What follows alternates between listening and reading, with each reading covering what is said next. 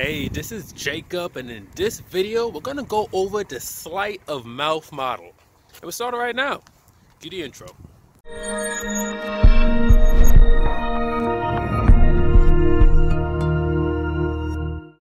Now, the Sleight of Mouth model was originally developed by a man named Robert Dilts. Now, for those of you who don't know who Robert Dilts is, he's actually a very prominent practitioner and trainer in the field of NLP. And the way that he developed the Sleight of Mouth model actually happened while he was watching a training with one of the founders, Richard Bandler. He had noticed that he was using some very specific language patterns, and once he started modeling the patterns that he was using, he went and created an entirely new model which greatly enriched the NLP model.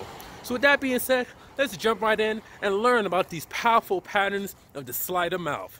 Well, alrighty, well, let's dive into the Sleight of Mouth language patterns. Now, the first pattern, well, actually, real quick, before we go over the patterns, for each example, the limiting belief is going to be, I have had this belief for such a long time that it will be difficult to change. Just want to go over that real quick.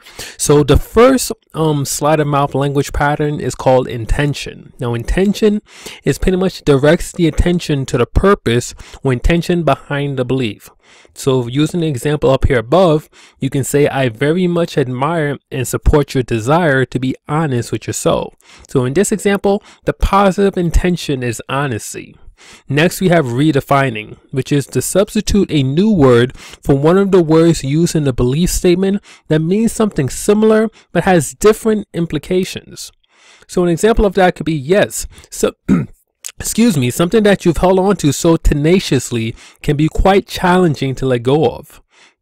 Now, if here we have had a long time, which we put, instead of had a long time, we substituted held on to tenaciously, or difficult to change, we substitute that for quite challenging to let go of. Next, we have consequence. Consequence is to direct attention to an effect, either positive or negative, of the belief, or the generalization defined by the belief, which changes or reinforces the belief. So an example of that would be, when you expect something will be difficult, it will seem that much easier when you finally do it. Another example is, generally acknowledging our concerns allows us to set them aside so we can focus on what matters.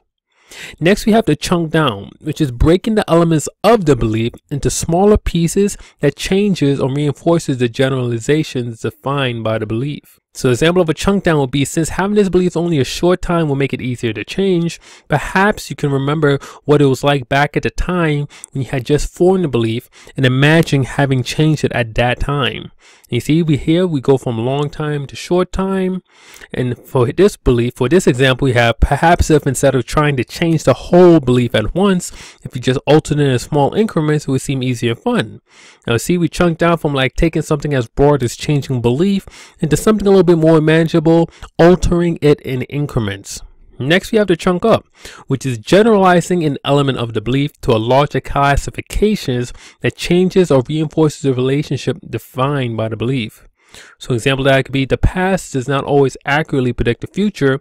Knowledge can evolve rapidly when it is reconnected with the processes which are naturally updated. So over here we had for a long time, we chunk up the past. Belief, we chunk up to a form of knowledge. And change, we chunk up to connected with the natural processes which naturally updated.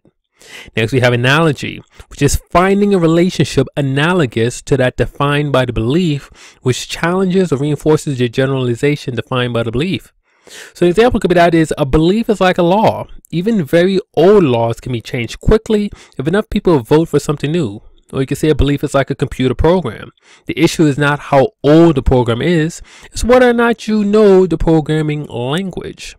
Next, we have the change frame size, which is reevaluating or reinforcing the implication of the belief in the context of a longer or shorter time frame, a larger number of people, or from an individual point of view, or a bigger or smaller perspective. An example of that is, in a couple of years from now, you will probably have difficulty remembering that you ever had this belief.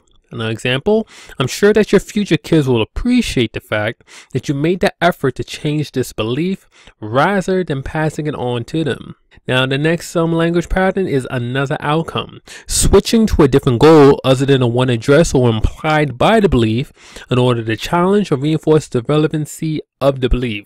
An example could be, it's not necessary to change the belief, it just needs to be updated. Or, the problem isn't so much about changing beliefs, it's about making your map of the world congruent with who you are now. Next, we have model of the world, which is viewing, valuing, or reinforcing the belief from the framework of a different model of the world. Example of that being, you're lucky. Most people don't even recognize that the limitations or a function of their beliefs that can be changed at all. You're doing a lot better than the average person. Next, we have the reality strategy, which is evaluating or reinforcing the belief, accounting for the fact that people operate from their cognitive perceptions of the world in order to build their beliefs. Now, an example of that is, how specifically do you know that you have had this belief for a long time? Or what particular qualities of what you see or hear when you think about changing this belief make it seem difficult? And the next pattern is a counterexample. This is finding an example that challenges or enriches the generalization defined by the belief. An example being, I have seen many beliefs established and changed instantaneously when people are provided with the appropriate experiences and support. Next, we have the hierarchy of criteria, which is evaluating or reinforcing the belief according to a criterion that is addressed that is more important than any addressed by the belief.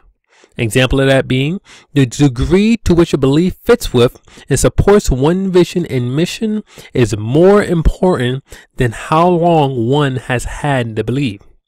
So you see how we use a hierarchy of criteria in this example. You see the degree to which a belief fits with and supports one vision is of much greater importance than just how long the belief has been held. Extremely powerful. Next, apply to self.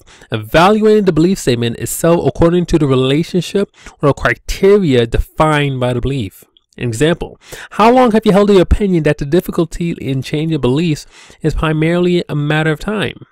Or how difficult do you think it will be to change a belief that long-held generalizations are difficult to change? Next, we get the meta frame, evaluating the belief from the frame of an ongoing, personally oriented context. In other words, establishing a belief about the belief. An example being, perhaps you have the belief that beliefs are difficult to change because you have previously lacked the tools and understanding necessary to change them easily. And that's all we have for you today for the Sleight of Mouth language patterns. Definitely hope that you put these patterns to good use because they are extremely powerful, especially once you begin to practice them and you begin to naturally make it part of your language. So guys, this is Jacob Laguerre, founder of PCI Institute. If you're watching this video on YouTube, make sure you hit that subscribe button if you're not already subscribed, and make sure you tap on the bell icon as well. That way you'll be notified of the latest videos as soon as it drops. Once again, thank you, and I will see you in the next one. Peace.